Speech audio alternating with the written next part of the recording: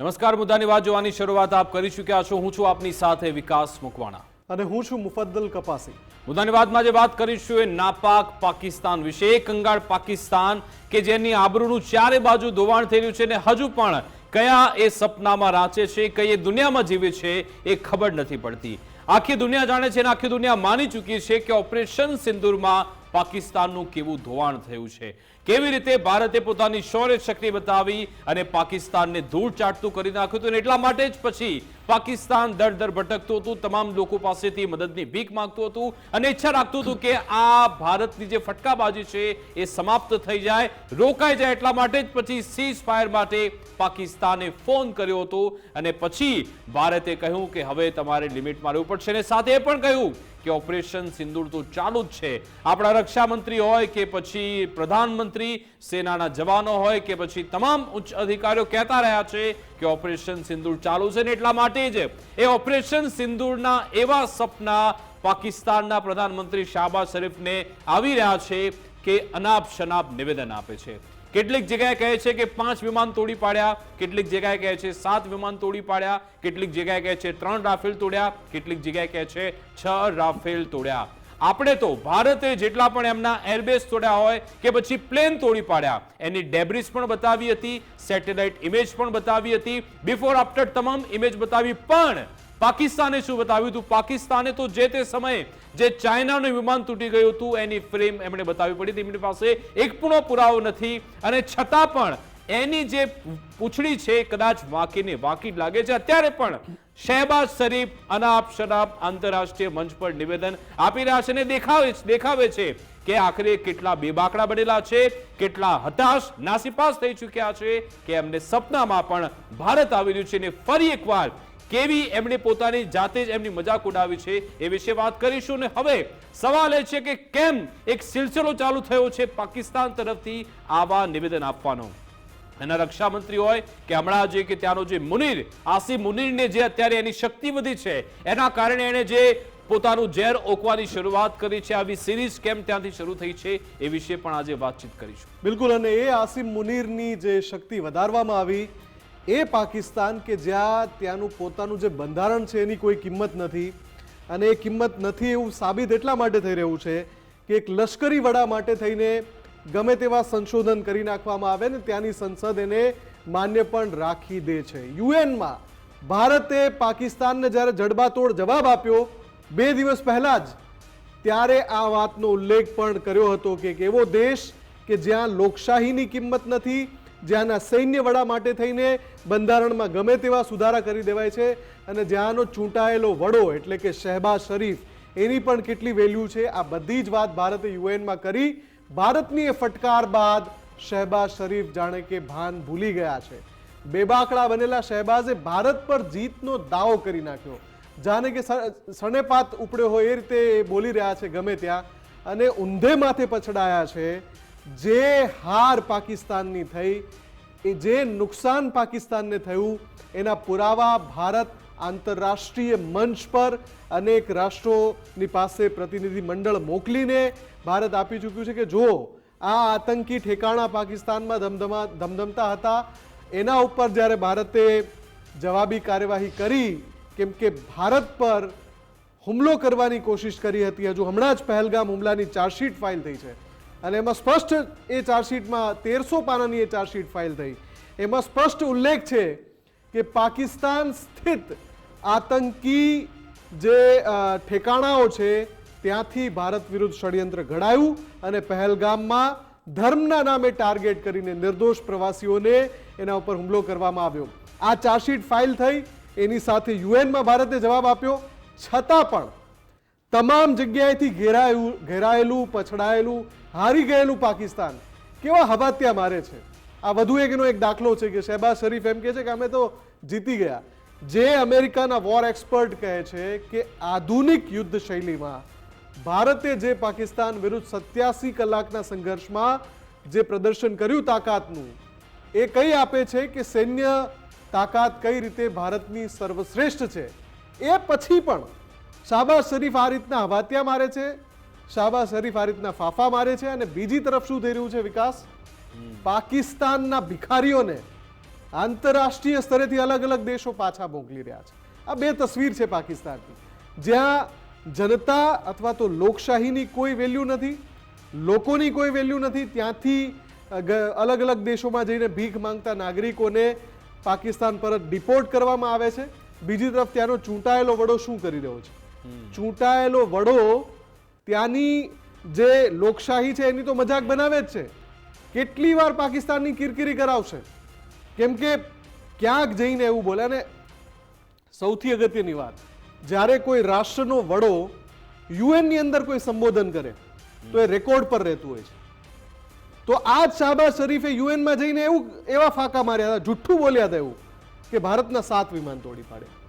એ જ શાહબાઝ શરીફ અત્યારે પાકિસ્તાનની અંદર ખૈબર પખ્તુનવાની એક યુનિવર્સિટી છે, એમાં જઈને એમ કહે છે કે અમે 6 વિમાન તોડી પાડે. અરે તમે આંતરરાષ્ટ્રીય મંચ ઉપર જઈને કંઈક કહો છો, તમારા જ દેશની એક યુનિવર્સિટીમાં કંઈક કહો છો, એટલે તમે જુઠ્ઠું બોલી રહ્યા છો. એનું પ્રમાણ તમે પોતે આપી રહ્યા છો. અને આ પાકિસ્તાનની સ્થિતિ એટલા માટે થઈ છે કે તમે ઇમરાન ખાન વાળો એપિસોડ જોઈ લો.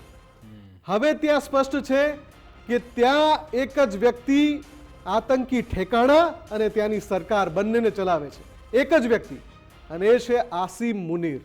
આ સાબિત થઈ ગયું છે. જે રીતનું સંશોધન કર્યું પાકિસ્તાનના બંધારણમાં અને એ જે સુધારો કર્યો, એ સુધારા પછી જે શક્તિઓ મળી આસિમ મુનીરને, એ સાબિત કરી રહ્યું છે કે એ જ આતંકી ઠેકાણા ચલાવે છે અને એ જ ત્યાંની સરકાર ચલાવે છે. બીજું એ પણ લાગી રહ્યું છે, જે રીતનું ઝેર રોકવાની શરૂઆત થઈ છે આસિમ મુનીર તરફથી, એની જે કથિત શક્તિ વધી છે ત્યારબાદ, અને હવે જે આવા ગપ ગોટાળા શહેબાઝ શરીફ કરી રહ્યા છે એનાથી સંકેત શું મળી રહ્યા છે એ પણ સમજવું જરૂરી છે. અને હમણાં જે એની આંતરરાષ્ટ્રીય જે ફજેતી થઈ હતી, તમને પ્રકરણ યાદ હશે થોડા સમય પહેલા, કે જ્યારે એમની મુલાકાત રશિયાના રાષ્ટ્રપતિ વ્લાદિમીર પુતિન સાથે થવાની હતી. બાજુનો કાર્યક્રમ હતો, જો કે એમાં પુતિન આવ્યા નહીં. અને બીજા બાજુના કાર્યક્રમમાં તુર્કીના જે એર્દોગાન છે એમની સાથે પુતિનની બેઠક થતી હતી. આ શાહબાઝ શરીફ ભાઈ સાહેબ એ ત્યાં જઈને વચ્ચે જઈને બેસી ગયા અને પછી ત્યાંથી એમને તુરંત જ પુતિને બહાર કાઢી મૂક્યા હતા. આવી તો પાકિસ્તાનની સ્થિતિ છે. અને પછી એ ખોટા ગપગોળા કરે છે કે અમે 6 રાફેલ તોડી નાખ્યા, અને એમાં પણ સામ્યતા નથી.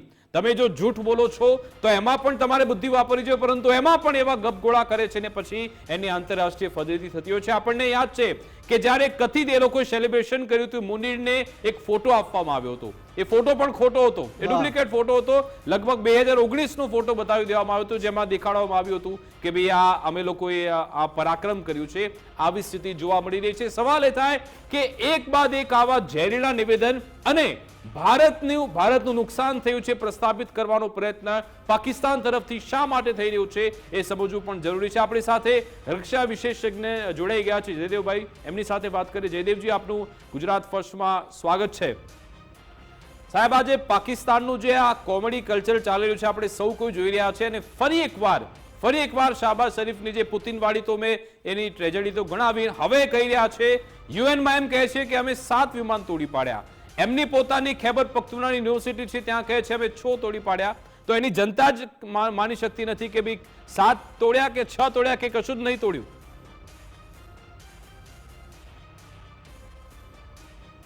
જી, ખૂબ સરસ રીતે વિકાસજી આપે વાત કરી છે શાહબાઝ શરીફના ગેર જવાબદારીપૂર્ણ વિધાનો વિશે. ક્યારેક 6 વિમાનો તોડવાની વાત, ક્યારેક 7 વિમાનો તોડવાની વાત, અને આ બધી વાતો પણ જુઠ્ઠી વાતો. આ સમયે વિકાસજી મુફદ્દલજી એક એવી વાત ઉક્તિ જેવું યાદ આવે, અને એ છે કે liars must have good memory. જુઠ્ઠું બોલનાર લોકોની યાદ શક્તિ બહુ સારી હોવી જોઈએ, નહીં તો એ ભૂલી જતા હોય છે કે ક્યાં શું ખોટું બોલાણું છે. વધારે આશ્ચર્યજનક અને આશ્ચર્ય કરતાં પણ વધારે દુઃખજનક બાબત એ છે કે આટલા દશકથી આ પાકિસ્તાન આવી દુર્ગતિમાં હોય તો પણ ત્યાંના લોકો આ પ્રકારનું ઇન્ડિયા બેશિંગ, ભારત વિરોધી ઉચ્ચારણોમાં સંમોહિત કેમ થઈ જાય છે? સરકારો બદલતી રહી છે, સૈનિક સરમુખ હથિયારો બદલતા રહ્યા છે, પણ એ જ વાત રહી છે કે જે ત્યાંની પોલિટિકલ પાર્ટી કે જે ત્યાંના હુકમરાન ભારત વિરોધી વાત કરે, કાશ્મીરને જીતી લેવાની વાત કરે, ભારત માટે વધુ ઝેર ઉગલે, એને વધુ પસંદ કરે છે ત્યાંના લોકો. એ સત્યથી વેગળી હોય તો પણ, આટલી વાર ઈંટનો જવાબ પથ્થરથી મળ્યો હોય તો પણ. તો આ પ્રકારનું કેમ થઈ રહ્યું છે એ વધુ દુઃખજનકની બાબત છે. બીજું, તેમ છતાં આવું એ એટલા માટે કરે છે કે એવા કેટલાય સ્થાપિત હિતોવાળા લોકો જેમના સ્વાર્થ સંકળાયેલા છે, એ ચીન હોય, કેટલાક ઇસ્લામિક રાષ્ટ્રો હોય. હમણાં જ આપણે ન ભૂલવું જોઈએ કે અમેરિકા પાસેથી F-16 વિમાન લેવાનો કરાર હમણાં જ જ્યારે આપણે ત્યાં મોટી હાઈ પ્રોફાઇલ વિઝિટ થતી હતી ત્યારે એ સમયે પાકિસ્તાને F-16 વિમાનો અમેરિકા પાસેથી લેવાના કરાર કર્યા છે. એમને એ સાબિત કરવા માટે કે અમે તમારી લડાઈ લડી રહ્યા છીએ, સાઉથ ઇસ્ટ એશિયામાં અમે ભારતને નહીં આગળ વધવા દઈએ, સતત એને આમ કનડગત કરતા રહેશું, ભારતને મહાસત્તા નહીં બનવા દઈએ, એ નરેટિવમાં અમે પણ અમારો સહયોગ આપશું. એના માટે આવા વિધાનો કરતા હોય અને ત્યાંની પ્રજા કે જે પ્રજા થોડીક મતાંધ થઈ ચૂકી છે એનું દિલ સંતોષવા માટે ખાલી આવા ખોખલી ડંફાસો અને આ કરતા રહો, વોર મોંગરિંગ, યુદ્ધના વેપારની વાતો કરતા રહો અને એના કારણે ત્યાંના સૈન્યના ખિસ્સાઓ ભરતા રહો, પોતે કંધા ઉપર વધારે વધારે સ્ટાર લેતા રહો. આપ લોકો તો ખાસ કહેતા જ હો છો એના વિશે, મુનીર વિશે કેટલી એ ઉક્તિઓ અને એક્ઝેક્ટિવ્સ એ સાબિત કરતા હોય મુનીર પોતે, એવું જ કામ એ કરતા રહે છે. અને શાહબાઝ શરીફ હવે મુનીરના પ્યાદા બની ગયા હોય તેવી સ્થિતિ છે. એટલે જયદેવજી, હમણાં જે યુએનમાં આખો ઘટનાક્રમ થયો, યુએનની અંદર પાકિસ્તાનના પ્રતિનિધિએ ફરી એકવાર જમ્મુ કાશ્મીરનું ઉચ્ચારણ કર્યું, એ પછી ભારતના જે ત્યાંના પરમનન્ટ ત્યાં રાજદૂત છે એમણે પી હરીશ, એમણે જે જવાબ આપ્યો કે જે દેશની અંદર લોકશાહી મજાક સ્વરૂપ બની ગઈ હોય, એક લશ્કરી સૈન્ય વડા માટે થઈને એવું સંશોધન થાય કે જ્યાં જનતાને કંઈ પૂછવામાં જ ના આવે અને કાયમી એમ કે એને બધી શક્તિ આપી દેવામાં આવે, એ પાકિસ્તાનની હાલત કેવી હશે? આ વખતે તો મને એવું લાગે છે કે જે દર વખતે તખ્તા પલટ થતો હતો, આ વખતે મને લાગે છે કે શહેબાઝ શરીફને ખબર પડી ગઈ કે મુનીર શક્તિશાળી બની ગયા છે. જેવી રીતે મુશર્રફે સત્તા હાથમાં લઈ લીધી હતી એવી રીતે મુનીર ના લઈ લે, એના કરતાં હું સમજૂતી કરીને એની શરણે જ જતો રહું, એવું જ કરી રહ્યા લાગે છે આ વખતે. 100% રાઈટ મુફદ્દલજી, આપ એકદમ સાચું એનાલિસિસ કહો છો અને માત્ર એક તરફી નહીં, બંને તરફી. પાકિસ્તાનમાં આવેલા સૈનિક સરમુખ હથિયાર અથવા ચૂંટાયેલા હોય કે પછી સૈનિક ના હોય અને પછી એક ચક્રી શાસન કરતા હોય, આ બધાના અંત ખરાબ આવ્યા છે. સૈનિકો અથવા મિલિટરી જનરલ્સે ચૂંટાયેલા લોકોને માર્જિનલાઇઝ કર્યા છે અને એવું પણ બન્યું છે કે ચૂંટાયેલા લોકોને ત્યાંના આતંકીઓએ મિલિટરીના સપોર્ટથી, ISIના સપોર્ટથી, એવા રેડિકલ ત્રાસવાદીઓના સપોર્ટથી ખતમ કર્યા હોય. બેનઝીર ભુટ્ટોનું શું થયું આપણે જાણીએ છીએ, ઇમરાન ખાન સાથે શું થઈ રહ્યું છે આપણે જાણીએ છીએ, પરવેઝ મુશર્રફ કઈ રીતે અંતિમ ગતિએ ગયા, એ આ બધું તો આપણી પેઢીના જનરલ અવેરનેસમાં છે. બેનઝીર ભુટ્ટોના પિતાજી સાથે શું થયું હતું, ઇસ્કંદર મિર્ઝાને એ બધા સાથે શું થયું હતું, એ દશકાઓ જૂની વાત છે. બંને લોકોએ જે જૂની એક પેલી વાર્તા છે એવું કે બે બિલાડી એક રોટલા માટે કંઈ કરતી હોય અને એમાં કોઈ ત્રીજો ફાવી જાય, એવી રીતે જાણે આ બંનેએ કોઈ ત્રીજો ન ફાવી જાય એટલે બેએ સમજૂતીથી ભાગલા પાડી લીધા છે કે હું તને ચૂંટાયેલો પ્રતિનિધિ બનીને રહેવા દઈશ અને તું કરતો રહે તારે જે કરવું છે. તારી ગઠબંધનની સરકાર છે, કમજોર સરકાર છે, વોટ છે નહીં, શાહબાઝ શરીફમાં પોતાનામાં કંઈ કરિશ્મા કે ઓરા છે નહીં, પણ હું તને ચલાવતો રહીશ. અને એની સામે મુનીર, તારા માટે હું, તમે આપે કીધું એમ, તારા માટે હું કોન્સ્ટિટ્યુશન રિવાઇઝ કરી દઈશ, તારી પોસ્ટને પરમનન્ટ કરી દઈશ, તને ફિલ્ડ માર્શલ બનાવી દઈશ, તારા ઉપર ક્યારેય એવી સ્થિતિ નહીં આવે કે સૈનિક પલટો કર્યો અને એટલે તારા ઉપર પછી ક્યારેય મહાભિયોગ કે કંઈ ચાલે નહીં એવું. આમ કરીને પોતાના હિતો સાધવા માટે બંનેએ સમજૂતી કરી લીધી છે અને એમાં પાકિસ્તાનના ભવિષ્ય, પાકિસ્તાનના લોકોના ભવિષ્યને એમણે વેચી માર્યું છે. અને જયદેવજી, અત્યારે જે પેલી ધુરંધર ફિલ્મ આવીને એના આધારે સૌ કોઈ રીલ પણ બનાવી રહ્યા છે કે first day as a spy in Pakistan, પછી ભૂલથી ગુજરાતી બોલી જાય અથવા તો કંઈ પણ બોલી જાય એટલે પકડાઈ જાય. શહેબાઝ શરીફ પણ એ તો પોતે રિયલમાં પ્રધાનમંત્રી છે ને તો પણ પકડાઈ રહ્યા છે કે યુએનમાં જઈને કહી દે કે ભાઈ મારે તો અમે 7 તોડી પાડ્યા, પોતાના જ દેશમાં ત્યાં જઈને એમ કે અમે 6 તોડી પાડ્યા. તો એટલા બધા નબળા છે અથવા તો એમની બૌદ્ધિક ક્ષમતા એટલી ગયેલી છે કે એ પોતે પણ નથી ખબર કે હું કેટલા, અને આવ્યો મોટો સાયન્ટિફિક ડેટા પણ નથી. તો એનું શું કારણ આપને લાગી રહ્યું છે કે એ એટલા બધા નાસીપાસ થઈ ગયા છે, હતાશ થઈ ગયા છે એટલા માટે આવું થાય છે કે પછી આમાં કંઈક બીજું કંઈક છે?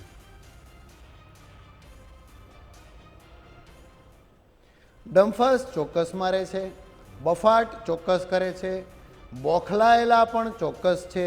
બોખલાયેલા એ ત્યારે પણ હતા જ્યારે આપણા જાંબાઝ પાયલટ અભિનંદન વર્ધમાનજીને પરત સોંપવાની વાત હતી ને ત્યારે એમ કહેતા હતા કે જો આપણે એને વહેલા નહીં છોડી દઈએ તો પાકિસ્તાનના સદનમાં બોલાણું છે, આ સંસદમાં, કે ટાંગે કાપ રહી થી.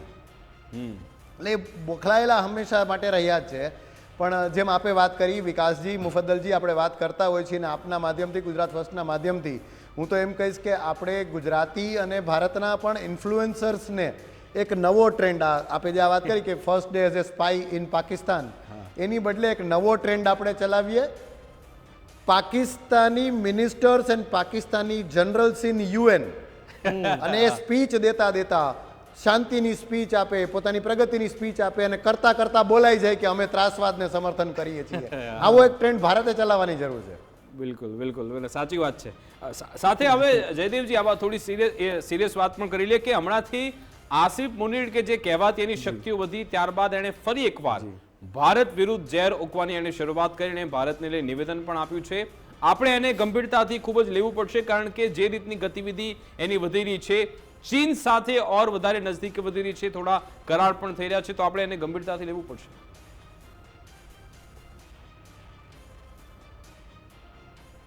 ડેફિનેટલી આપણે ગંભીરતાથી લેવું જ જોઈએ. પાકિસ્તાન પોતાનામાં કોઈ સત્વ નથી, પણ જીઓ સ્ટ્રેટેજિક પોઝિશનિંગ જે પાકિસ્તાનનું છે અને સતત ને સતત પાકિસ્તાને જે એક લાઈન પકડી રાખી છે એ શું?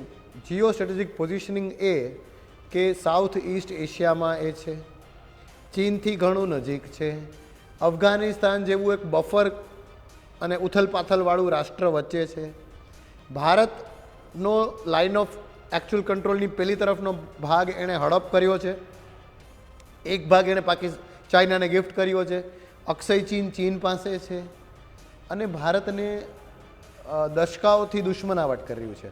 તો આ ફાયદાઓ પાકિસ્તાન પાસે છે. આ ફાયદાઓનો પૂરેપૂરો ઉપયોગ ભારત વિરોધી લોકો, એ ચીન હોય અથવા કોઈ પણ હોય, કરતા આવ્યા છે. તો એક આ વાત છે. બીજું, એક વાતમાં, અને દુશ્મનને પણ નબળો ન આંકવો જોઈએ અને દુશ્મનની પણ રણનીતિના વખાણ કરવા જોઈએ, તો ભારત વિરોધી મિત્રોના સિલેક્શનમાં પાકિસ્તાને ખૂબ સારું કામ કર્યું છે. એક સમયે ચીન, અત્યારે પણ ચીનને ચાલુ રાખે. એક સમયે અમેરિકા, અત્યારે પણ અમેરિકાને ચાલુ રાખે. અમેરિકા અને ચીન વચ્ચે ક્રોસવોર્ડ્સ છે, લડાઈ છે, પણ સમાન રીતે પાકિસ્તાનની મદદ બંને કરે છે. આ જે ચાલાકી પાકિસ્તાને ભારત વિરોધી રાષ્ટ્રો સાથે દોસ્તીની રાખી છે, એનાથી પણ પાકિસ્તાનને ફાયદો મળતો રહ્યો છે. અને એટલા માટે જ આપણે આપણી ડિપ્લોમસી એક, આપણું ડિફેન્સ એ બે, અને ડેમોગ્રાફી અને ડેમોક્રેસી, આ 4D ને સાચવી રાખવા જોઈએ. બિલકુલ. આપણી સાથે ડિફેન્સ એક્સપર્ટ મનનજી પણ જોડાઈ ગયા છે. મનનજી, સ્વાગત છે આપનું. મનનજી, પાકિસ્તાનના જે સૈન્ય વડા છે તો ચર્ચામાં છે, પણ અત્યારે એના જે ચૂંટાયેલા વડા એટલે કે પાકિસ્તાનના જે વડાપ્રધાન છે શાહબાઝ શરીફ, એ જે એક પછી એક જુઠ્ઠાણા ચલાવી રહ્યા છે. પહેલા યુએનમાં જઈને એવું કહે છે શેખી મારવા માટે, આખી દુનિયાને ખબર છે કે જુઠ્ઠું જ બોલ્યા છે, પણ યુએનમાં જઈને કહે છે કે 7 વિમાન અમે ભારતના તોડી પાડ્યા. હવે ખૈબર પખ્તુનખ્વામાં યુનિવર્સિટીના એક કાર્યક્રમમાં જઈને કહે છે કે અમે 6 વિમાન તોડી પાડ્યા. જુઠ્ઠું બોલવામાં પણ એમનો કોઈ માપ નથી, મેળ નથી, અને પછી આવા ધુપ્પલ ચલાવે છે કે આખી દુનિયાને ખબર પડી જાય કે આ માણસ જુઠ્ઠું જ બોલે છે. જી ચોક્કસ. પાકિસ્તાનની હાલત છે ને એ ઓપરેશન બાલાક પહેલા, સૌથી પહેલા ભારતે સર્જિકલ સ્ટ્રાઇક કરી. ભારત છે ને લાઇન ઓફ કંટ્રોલની સેન્ટિટીની વાત કરતું રહ્યું, અને 1999ના કારગિલ યુદ્ધમાં જ્યારે આપણે, હું છે ને વાતને આખી પહેલેથી લઉં ને તો મને આપણે પાકિસ્તાનને, આપણા દર્શકોને આપણે વધારે સારી રીતે સમજી શકશું કે એટલે આપણે જ્યારે એલઓસી ક્રોસ ન કરી ત્યારે પણ, એટલે કે છે ને એક હાથ પાછળ બાંધેલો રાખ્યો છતાંય પાકિસ્તાને મૂકી ખાની પડી, અને કારગિલમાંથી એમને આપણે મારી હટાવ્યા. 2,000 સૈનિકો પાકિસ્તાનના કારગિલમાં એમને પીછેહટ કરવી પડી. કારગિલનું ઓપરેશન સદંતર નિષ્ફળ ગયું. ત્યારબાદ આપણે જ્યારે સર્જિકલ સ્ટ્રાઇક કરી પાકિસ્તાને કરેલા આતંકી હુમલાના જવાબમાં, ત્યારે પાકિસ્તાનની અંદર ઘૂસીને કે છે ને કે એ નયા ભારત હૈ, ઘર મેં ઘૂસેગા ભી ઓર મારેગા ભી. તો એ નવું ભારત જે છે એને પછી સર્જિકલ સ્ટ્રાઇક પછી 2019ની અંદર એના આતંકી હુમલાના જવાબમાં બાલાકોટની એર સ્ટ્રાઇક કરી. ભારત તો એકલો અતુલો પાયલટ અભિનંદન કે જે અમેરિકાના અત્યાધુનિક છોડીને આવી ગયો, એ અભિનંદન જ્યારે પાકિસ્તાનની કેદમાં હતો ને ત્યારે એને કીધું કે ધ ટી ઇઝ ફેન્ટાસ્ટિક. આ છે ને આ ભારતનું એક એમ કહી શકાય કે આપણું કેરેક્ટર છે, આપણી મહત્તા છે, આપણું બળવત્તર એક પાસું છે ભારતનું. જ્યારે પાકિસ્તાનની જો વાત કરીએ તો બીજી તરફ પાકિસ્તાન એક એવો દેશ છે કે જેણે હમણાં કેપ્ટન સરે જે વાત કરીને બહુ ઇમ્પોર્ટન્ટ છે કે પાકિસ્તાનને બધા દેશો પોતાનો મિત્ર દેશ, ખાસ કરીને ભારતના વિરોધી દેશો, અત્યારે હું તો અમેરિકાને પણ ભારતના વિરોધી દેશ તરીકે ગણું છું, તો અમેરિકા હોય કે ચાઇના હોય, આ બંને દેશોને પાકિસ્તાન મિત્ર દેશ એટલે જ લાગે છે કે પાકિસ્તાન પોતાનું સાર્વભૌમત્વ, પોતાનો આત્મા, પોતાની સોવરેનિટી, એના લોકો નું ભવિષ્ય એ બધું અમેરિકાને અને ચાઇનાને વેચીને બેઠું છે. એને વાંધો નથી કે અમેરિકા અને ચાઇના ત્યાંના લોકોનું, એના કુદરતી રિસોર્સિસનું કઈ રીતે એક્સપ્લોઇટેશન કરે અને બધું ખતમ કરી નાખે તો એને કઈ ફેર નથી પડતો. બસ એ ઈચ્છે છે કે એના શાહબાઝ શરીફ હોય તો એના ફાઇનાન્શિયલ જે ડીલિંગ્સ છે, શેબી ડીલિંગ્સ, એમાં વાંધો ન આવે. બીજી તરફ અસીમ મુનીર છે તો એને એના ફાઇનાન્શિયલ ડીલિંગ્સ કે એને જે પ્રમોશન જોઈતા છે એ મળતા રહે. એટલે પાકિસ્તાનની જે સત્તા પક્ષ હોય, પાકિસ્તાનની જે મિલિટરી હોય, આ બધા પોતાના પર્સનલ ફાયદા માટે કંઈ પણ કરી છૂટવા તૈયાર છે ને એને માટે એ લોકો એના કન્ટ્રીનો, એના જમીનનો, એના સાર્વભૌમત્વનો ઉપયોગ એ લોકો કરવા દે છે. જ્યારે ભારત એક સ્વાભિમાની અને સાર્વભૌમ રાષ્ટ્ર છે જે પોતાની જમીનનો ઉપયોગ કોઈ પણ સંજોગોમાં બીજા કોઈ દેશને કરવા દેતું નથી. એટલે ભારત, ચોખ્ખી વાત છે કે ભારત આવા બધા દેશો કે જે પોતાના પગપેસારો કરવા માંગે છે, જે પોતે આવી અગ્રેસિવ એમ્બિશન્સ ધરાવે છે, પછી અમેરિકા હોય કે ચાઇના હોય, એમને ભારત બહુ ચોક્કસપણે નહીં ગમવાનું, એ ખૂંચવાનું, કેમ કે ભારત ઝૂકતું નથી. એ એસા હિન્દુસ્તાન હે જો ઝૂકતા નહીં હે કિસી કે સામને. તો એટલે આ બધું પોલિટિક્સ બહુ મોટું છે, બહુ ઊંડું પોલિટિક્સ છે. અમેરિકા કેટલાક સમય અને ડેમોક્રેટ્સની સત્તા જ્યારે રહી છે ત્યારે અમેરિકાના ભારત સાથેના સંબંધો ઠીક જ રહ્યા છે, પરંતુ અમેરિકામાં રહેલું ડીપ સ્ટેટ, CIA જેને કહે છે, એ લોકો નથી ઈચ્છતા. એ લોકો પાકિસ્તાન તરફ વધારે ઝુકાવ હોવા પાછળનું બીજું કારણ એ પણ છે કે આપણે એ ભૂલવું ન જોઈએ કે નૂર ખાન એરબેઝ પર એવા સમાચાર આવ્યા હતા અને મેં તો એ પર આર્ટિકલ્સ પણ લખ્યા છે કે નૂર ખાન એરબેઝ જ આખો અમેરિકાના હાથમાં હતો.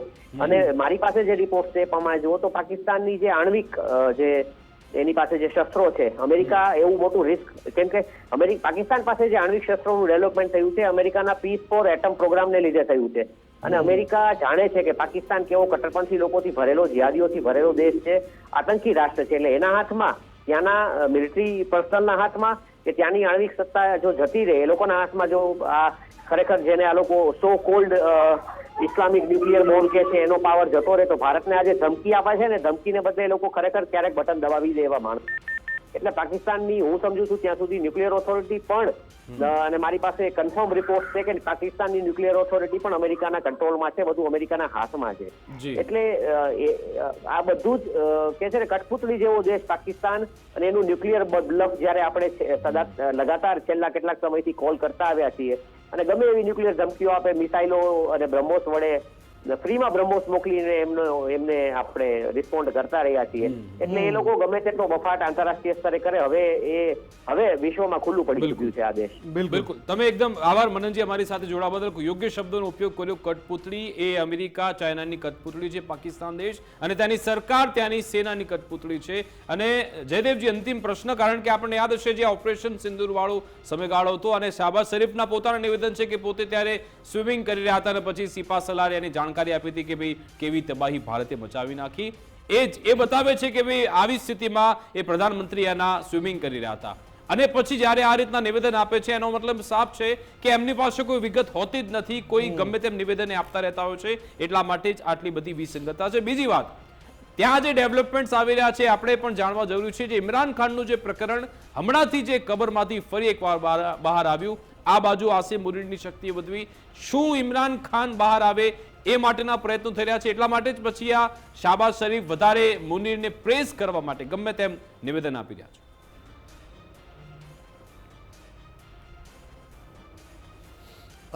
પીટીઆઈ ઇમરાન ખાનની જે પાર્ટી છે એ એવી પાર્ટી ચોક્કસ છે જે ગ્રાસ રૂટ લેવલ સુધી પહોંચી છે અને ગલી ગલીમાં મહોલ્લામાં એના કાર્યકર્તાઓ છે. એ લોકો ખૂબ એગ્રેસિવલી પ્રયત્ન કરી રહ્યા છે કે ઇમરાન ખાનને જલ્દીથી બહાર લાવવામાં આવે. ગત અઠવાડિયામાં જ ઇમરાન ખાનના બંને દીકરાઓ એમના શરૂઆતના લગ્નમાંથી બંને દીકરાઓ એમનો એક મિડલ ઇસ્ટના એક ન્યૂઝ ચેનલમાં એક ઇન્ટરવ્યૂ, લગભગ ડોક્યુમેન્ટરી જેટલો લાંબો કહી શકાય, આવો આખો ચર્ચિત ઇન્ટરવ્યૂ જે છે એ પણ એ તરફ ઇશારો કરે છે કે પાકિસ્તાનમાં ઇમરાન ખાન વિરોધી કંઈક રંધાઈ રહ્યું છે અને ખતમ થઈ જાય એ પહેલાં અમને અમારા લોકોને મળવા દો ને એમને પરત સોંપો. આ વાતને ડામવા માટે, રાજકારણને સળગતું રાખવા માટે, એક યુદ્ધનો ઉન્માદ અને એક ખોખલી રાષ્ટ્રીયતાનો ઉન્માદ જગાવી રાખવા માટે, આ વાતને હાંસિયામાં ધકેલી દેવા માટે પણ આવા બેજવાબદાર બયાનો આપતા હોય એ કહી શકાય. બિલકુલ આભાર જયદેવજી, અમારી સાથે જોડાવા બદલ, વાતચીત કરવા બદલ અને સમય ફાળવવા બદલ. એક વાત નક્કી છે કે ઓપરેશન સિંદૂરના જે સપના છે હજુ પણ પાકિસ્તાનને સતાવી રહ્યા છે, એના પ્રધાનમંત્રીને સતાવી રહ્યા છે. એની જે પણ ચાલ હોય, એની જે પણ રણનીતિ હોય, પણ એક વાત નક્કી છે કે જો ફરી એકવાર આંખ ઉઠાવવાનો પ્રયત્ન કર્યો તો પછી કદાચ પાકિસ્તાનનો નકશો પણ ભૂસાઈ જાય તો નવાય નહીં. ને હમણાં જ ફરી એકવાર જ્યારે આપણા રક્ષામંત્રીએ કહ્યું કે એક સમય આવવાનો છે કે જ્યારે એ પીઓકે સામે ચાલીને આપણી પાસે આવી જશે, ત્યારે પછી શું થાય છે એના પર નજર હશે. પણ જે રીતની આંતરરાષ્ટ્રીય ફજેતી પાકિસ્તાનની થઈ રહી છે એ ત્યાંની જનતા પણ કદાચ જોતી હશે ને એની જનતા પર પણ અમને એ આવે છે કે કેવી એ જનતા છે, એમના કેવા નસીબ કે એમને આવા સત્તાધીશો અને આવું સૈન્ય એમને મળ્યું છે. મારી વિશેષ રજૂઆત અંતર્ગત બસ આટલું જ. આપ જોતા રહો ગુજરાત ફર્સ્ટ ન્યૂઝ. નમસ્કાર.